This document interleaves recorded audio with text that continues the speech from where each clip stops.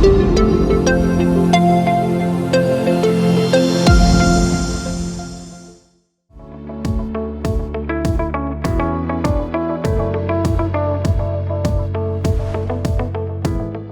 is human face? Write it, no need to understand.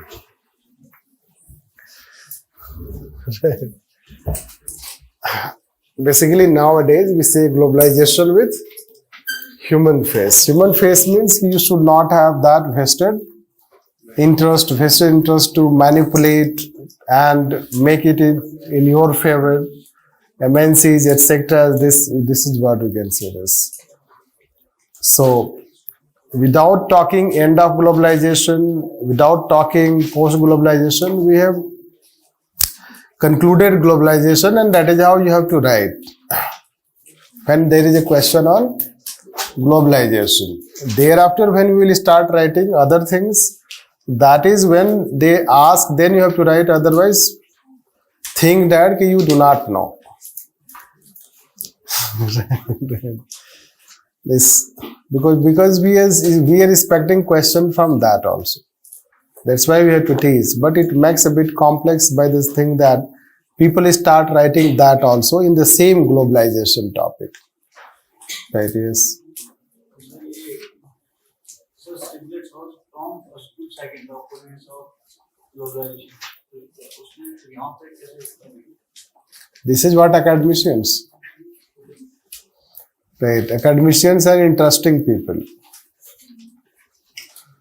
Right. So he wrote at one point and he criticized. At another point, how Francis Fukuyama wrote? No. Francis Fukuyama at one place, what he says? Right. State would wither away, would be replaced by market. After 10 years, he realizes what he told was not right. Academicians are not politicians. Academicians are very flexible people. Flexible in the sense कि जब उनको पता चल जाता है कि हमने गलत बोला था, तो वो सही कर लेते हैं. Right. But politicians will always defend, isn't it? Right. Once I have said, so I have said. So academicians have this flexibility. So at one point a person can criticize, another point a person can change. That is how it is. That is not ambiguity. Don't take in that way. He is not clear. So then you will not understand. So Friedrichs is a thinker. First he gave his theory, he rejects himself. Then he gives another theory, this way. That is how academicians can be. Thinkers are like this. This is how it is quite possible, naturally.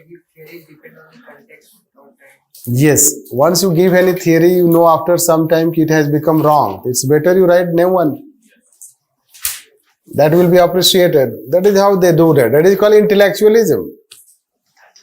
This is called intellectualism. Right. Intellectualism means freedom to speak. So let's write now. Evolution of globalization.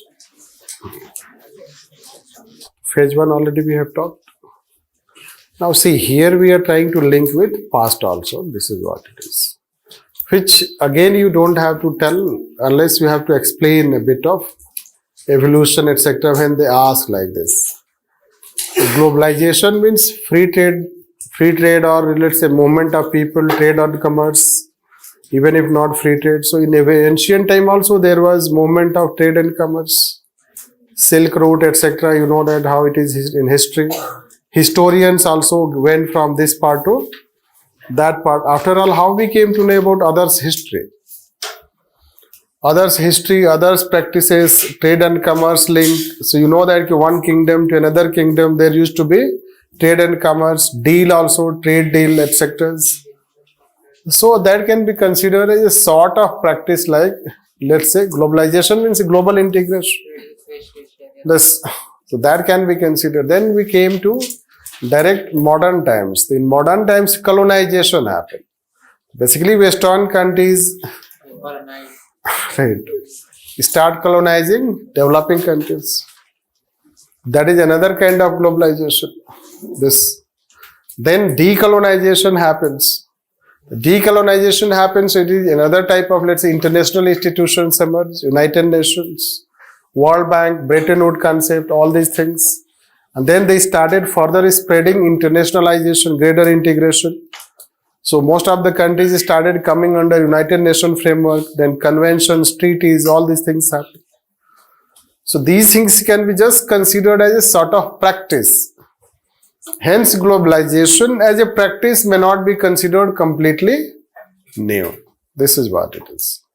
But as far as its concept is concerned, its process is concerned, so it is new and it starts in 1980s and 90s, led by neoliberal ideology, which is a process of privatization, liberalization and democratization. This we can consider. It has its own distinctiveness, which first phase already we have talked. Right. Second phase we are talking. So, in second phase what happens is generally you know that when we have talked about a strong state versus market debate, there we have told that how by 2000 they started realizing the negative sides. So, globalization will also be influenced because you start realizing the negative side or you start realizing the, let's say that it's other side of the thing. Or other developments also happen. So whatever they were saying, especially related to marketization, liberalization, they started facing challenge, and for that, the first important aspect was considered as East Asian crisis. Let's say that a sort of very small shock for the world for this globalization or marketization. This happened. Then Doha development round started surfacing. It's a origin 2000 around. It has its origin. So trade barriers and tariff etc. Tariff, non-tariff etc. Subsidies. So WTO was one such instrument of free trade, but then WTO itself started failing because Western countries started becoming more rigid on that. And we gave you one example, let's say, so America has concept of blue box, amber box and green box because they can create different types of box. Right. हमारे के यहाँ box नहीं है, sack होता है, bread, like this. That is called minimum support price. मोटा मोटे.